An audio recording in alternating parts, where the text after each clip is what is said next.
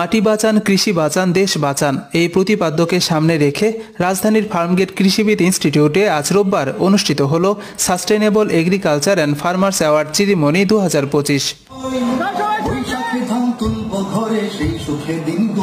আয়োজক প্রতিষ্ঠান লুমিনাস গ্রুপের এই উদ্যোগকে দেশের কৃষি ও কৃষকদের প্রতি একটি সময় উপযোগী সম্মান ও স্বীকৃতি হিসেবে দেখা হচ্ছে।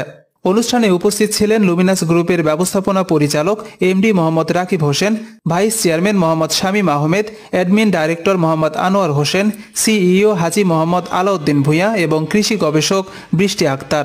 এছাড়া আরও উপস্থিত ছিলেন জাতীয় দৈনিক সরেজমিন বার্তার সম্পাদক ও প্রকাশক জনাব মোহাম্মদ বিলাল হোসেন ভূঁইয়া। লুমিনাস গ্রুপের ব্যাপারে কথা বলতে গিয়ে তিনি বলেন, আমি বিশ্বাস করি বাংলাদেশে একটি সেরা কোম্পানিতে লুমিনাস গ্রুপ প্রতিষ্ঠিত হবে।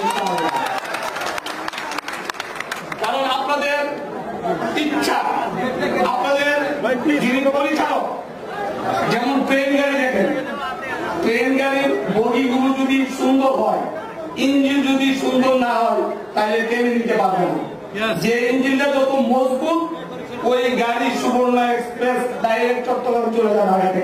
সেমিনারে অন্যান্য আলোচকরা বলেন, কৃষি ও কৃষক বাংলাদেশের অর্থনীতির মেরুদণ্ড। দেশের জনসংখ্যা দ্রুত বাড়ছে, সেই তুলনায় খাদ্য উৎপাদন বৃদ্ধির জন্য কৃষি খাতের আধুনিকায়ন এখন সময়ের দাবি।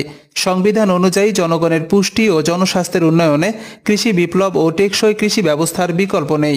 কৃষি বিপ্লব ও টেকসই কৃষি ব্যবস্থার বিকল্প নেই বলেও বক্তারা মন্তব্য করেন।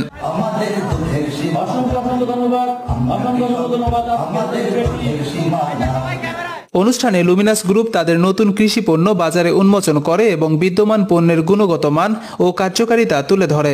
এই উদ্যোগ দেশের কৃষকদের মাঝে আধুনিক কৃষি প্রযুক্তির বিস্তার এবং টেকসই কৃষি ব্যবস্থার প্রচারে গুরুত্বপূর্ণ ভূমিকা রাখবে বলেও আয়োজকরা জানান। কৃষিকে ভালোবাসুন, কৃষকের পাশে থাকুন, লুমিনাসের সাথে থেকে গড়ুন একটি সবুজ সমৃদ্ধ বাংলাদেশ।